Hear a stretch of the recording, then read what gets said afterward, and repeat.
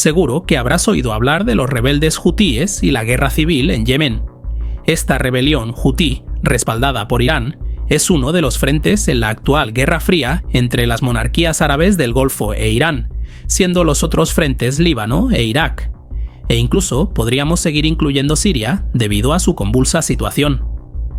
Ahora que una parte importante de Yemen se encuentra bajo control chiita en la zona costera del Mar Rojo y que se ha vuelto tan relevante para la geopolítica de Oriente Medio, así como para el comercio marítimo mundial pese a los esfuerzos de los estados árabes vecinos e incluso Estados Unidos, demos un paso atrás y analicemos los orígenes del conflicto de Yemen. Cuando analizamos temas geopolíticos complejos como el conflicto en Yemen, la seguridad y la privacidad de la información son absolutamente fundamentales. Periodistas, investigadores, activistas y ciudadanos comunes en situaciones delicadas confían en que sus datos permanezcan privados. Pero aquí está el problema. La mayoría de los proveedores de almacenamiento en la nube no ofrecen privacidad de forma predeterminada. Pueden escanear tus archivos, vender tus datos personales para anuncios o incluso entrenar sus modelos de inteligencia artificial. En resumen, pueden espiarte y tus datos no están seguros. Por eso el patrocinador de hoy es Proton Drive. Proton es una empresa basada en la privacidad, con sede en Suiza y protegida por sus estrictas leyes de privacidad. Proton Drive protege tus archivos y fotos con cifrado automático de extremo a extremo. Esto significa que tus datos se cifran en tu dispositivo antes de que se suban a la nube. Nadie puede espiar a tus archivos, ni siquiera Proton. Mi función favorita es el intercambio seguro. Puedo enviar un documento confidencial a cualquiera, incluso si no tiene cuenta de Proton, y proteger el enlace con una contraseña y una fecha de caducidad. Es sencillo, seguro y me da control total. Si quieres recuperar el control de tus datos, haz clic en el enlace en la descripción y regístrate en Proton Drive totalmente gratis. Muchas gracias a Proton por patrocinar este vídeo, y ahora que nuestros datos están seguros, profundicemos en la geopolítica de Yemen. Yemen siempre ha tenido una forma inestable de gobierno, pero desde el inicio de la primavera árabe, la situación se volvió más violenta que nunca. Los orígenes de la crisis actual se remontan a 2011, cuando un movimiento de protesta masivo en la capital, Sanaa, exigió el fin de la élite política del país. Como la mayoría de los levantamientos de la primavera árabe, comenzó con buenas intenciones. Reformar, hacer cumplir la ley, erradicar la corrupción, y, como la mayoría de los levantamientos de la primavera árabe, ocurrió exactamente lo contrario. Cuando los ciudadanos yemeníes salieron a la calle, se encendió una disputa entre el expresidente Ali Abdullah Saleh y el general Ali Mohsen al-Ahmar. Para ser más exactos, ya había una larga disputa entre ambos. Básicamente, Saleh quería instalar a su hijo, Ahmed Ali Saleh, como el líder militar supremo del país, a costa de al-Ahmar. Así que esta disputa se remonta a años y años, pero el levantamiento de 2011 marcó un punto de no retorno. Ambas facciones movilizaron sus fuerzas, y esto condujo a una guerra interna dentro del gobierno de Yemen. El ejército del país se dividió en dos facciones, y con el tiempo, esta división paralizó la efectividad del ejército. Tras el telón de la intriga política, el movimiento hutí, liderado por Abdul Malik al-Houthi y sus tribus, se extendió por las regiones tribales del país, especialmente en las regiones de mayoría chií del norte. El dividido ejército yemení percibió la rebelión hutí como una molestia y en su mayor parte simplemente la ignoró. En esencia, las fuerzas pro-Saleh y pro-al-Ahmar se enfrentaron entre sí en lugar de a los rebeldes. Esto allanó el camino para que Irán entrara en juego. Dado que el movimiento hutí era una rebelión relacionada con los chiíes, y como Yemen limitaba con Arabia Saudí, era una oportunidad geopolítica para que Irán abriera un cuarto frente en la Guerra Fría saudí-iraní en curso que está asolando toda la región. Como tanto Irán como Arabia Saudí no quieren enfrentarse abiertamente entre sí en una campaña militar, utilizan grupos intermediarios y terceros países como plataforma de conflicto.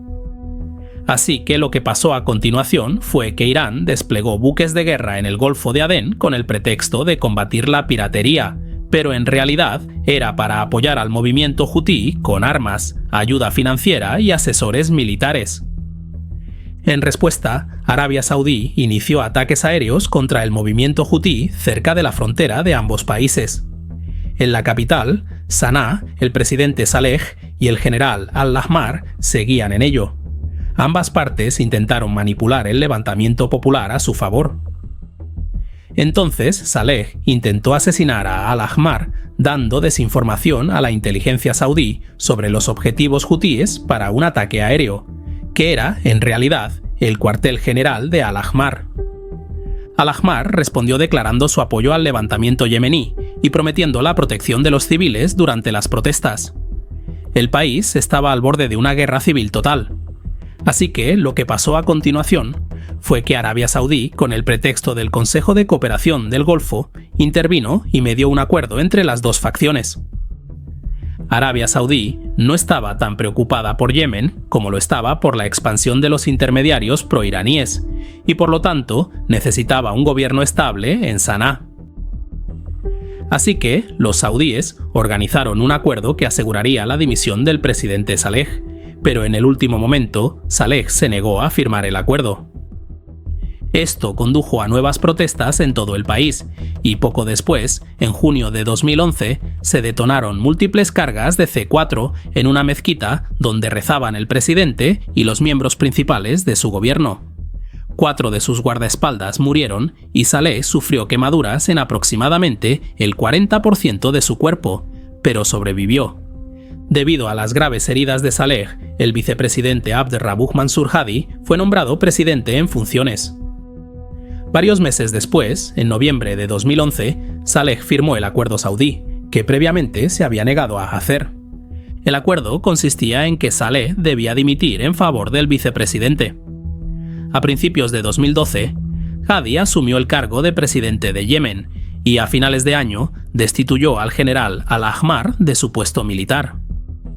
El presidente Hadi se involucró inmediatamente en su intento de estabilizar el país y restaurar el orden. Empezó a reorganizar el ejército y el gobierno, pero al hacerlo creó mucha confusión y anarquía.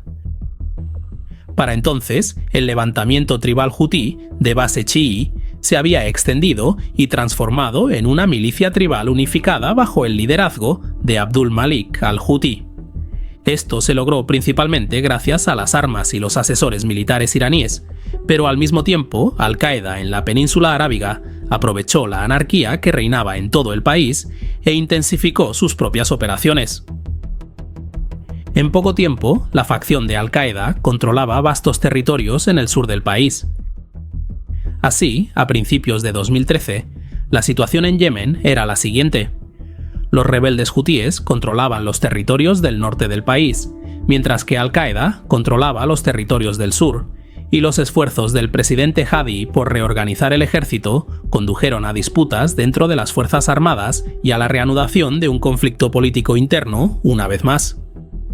El ejército estaba dividido y los generales luchaban principalmente entre ellos. El presidente Hadi, al darse cuenta de lo dividido que estaba el país por líneas sectarias y políticas, optó por un nuevo sistema. La idea era reorganizar el país en un gobierno federal de 6 provincias, y así asegurar un equilibrio de poder entre las diversas facciones. Pero en un país pobre en recursos y capital como Yemen, cada tribu argumentaba a favor de una mayor autonomía y de más recursos e ingresos. Así que establecer un equilibrio adecuado se volvió extremadamente difícil. Pero el mayor obstáculo para este nuevo sistema era el movimiento hutí, que representaba a la comunidad chií, que constituía aproximadamente entre el 35 y el 40% de la población de Yemen. El movimiento hutí no quería convertirse en una de las 6 provincias, ya que representaban una parte tan grande de la sociedad yemení. Abdul Malik argumentó que su facción tenía derecho a más poder dentro del nuevo sistema gubernamental, y como las conversaciones no llegaban a ninguna parte, los rebeldes decidieron tomar lo que consideraban suyo por la fuerza. Así, en julio de 2014, los rebeldes hutíes intensificaron su campaña militar contra el gobierno, y dado que el ejército yemení estaba dividido y disperso por todo el país y luchando contra Al-Qaeda en el sur, no había nada que impidiera a los hutíes asediar la capital. Y eso es exactamente lo que pasó.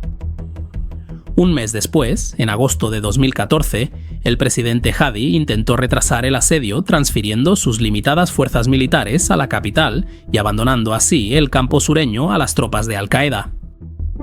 Al explotar la ausencia del ejército, Al-Qaeda logró importantes ganancias territoriales en el sur de Yemen en un lapso de tiempo muy corto.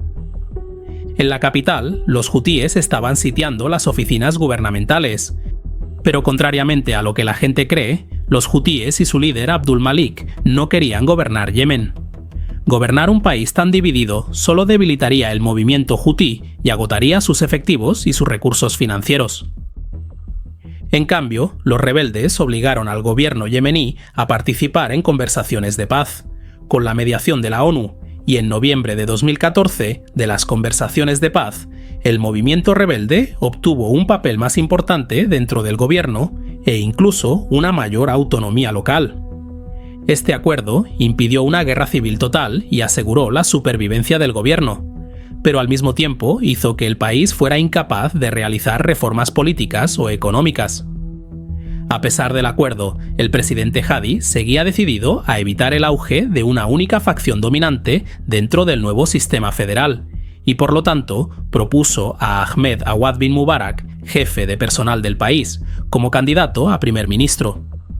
La facción hutí rechazó la candidatura de Mubarak debido a sus estrechos vínculos con el presidente Hadi, y así, en enero de 2015, Mubarak fue secuestrado y los rebeldes hutíes se opusieron a la nueva Carta de la Constitución y querían que un hombre de su elección asumiera el cargo de primer ministro. Más tarde, ese mes, el presidente Hadi y su gabinete finalmente se rindieron y dimitieron. Los rebeldes hutíes irrumpieron en el palacio presidencial y pusieron al expresidente Hadi bajo arresto domiciliario. Pero en el mes de febrero, Hadi escapó a la ciudad portuaria de Adén, en el sur del país, y desde allí huyó a Arabia Saudí.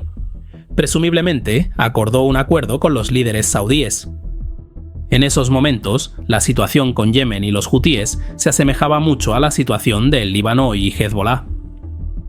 Básicamente, ejercía como facción proiraní, que dominaba un gobierno dividido y federalizado. Alarmada por las similitudes con Líbano y Hezbolá, Arabia Saudí, en apoyo de Hadi, lanzó la Operación Tormenta Decisiva, en la que el liderazgo saudí pretendía acabar con la rebelión hutí y limitar cualquier tipo de influencia iraní en la península arábiga. El propósito de los ataques aéreos no era destruir a los rebeldes. El movimiento ya tenía demasiada influencia en el país. Más bien, los ataques aéreos tenían como objetivo obligar a Abdul Malik a volver a las conversaciones de paz y llegar a ciertos consensos políticos en el equilibrio de poder dentro del nuevo sistema federal. Pero cuanto más tiempo duraron los ataques aéreos y más aislados diplomáticamente quedaban los rebeldes, más fuertes se hacían los vínculos entre los hutíes e Irán. Y al mismo tiempo, cuanto más se prolongaban los bombardeos, más fuerte e influyente se volvía Al-Qaeda en el país. En muchos sentidos se convirtió en Siria más que en el Líbano, ya que lo que empezó como una disputa familiar se convirtió en un conflicto político por el poder entre la élite del país, que a largo plazo dividió al ejército y aseguró el auge de Al-Qaeda en el sur y de los hutíes en el norte. La intervención en Yemen fue duramente criticada por la comunidad internacional. El conflicto no solo destruyó infraestructuras y dividió al país, sino que provocó una de las peores crisis humanitarias del siglo XXI. Millones de personas quedaron sin acceso a comida, agua o medicinas, y la ONU llegó a calificar la situación como un verdadero desastre humanitario. Algunos incluso hablaron de un posible genocidio. Mientras tanto, otro actor aprovechó el caos: el Estado Islámico. El grupo extremista declaró varias provincias bajo su control en Yemen y llamó a sus seguidores a combatir tanto a los hutíes como a los musulmanes chiíes en general. Sus ataques fueron brutales: atentados suicidas contra mezquitas en Saná y en 2015 una cadena de explosiones en la ciudad portuaria de Adén. Ese día, militantes del ISIS atacaron un hotel usado por el gobierno respaldado por Arabia Saudí y Emiratos Árabes Unidos. Murieron 15 soldados, incluyendo varios emiratíes.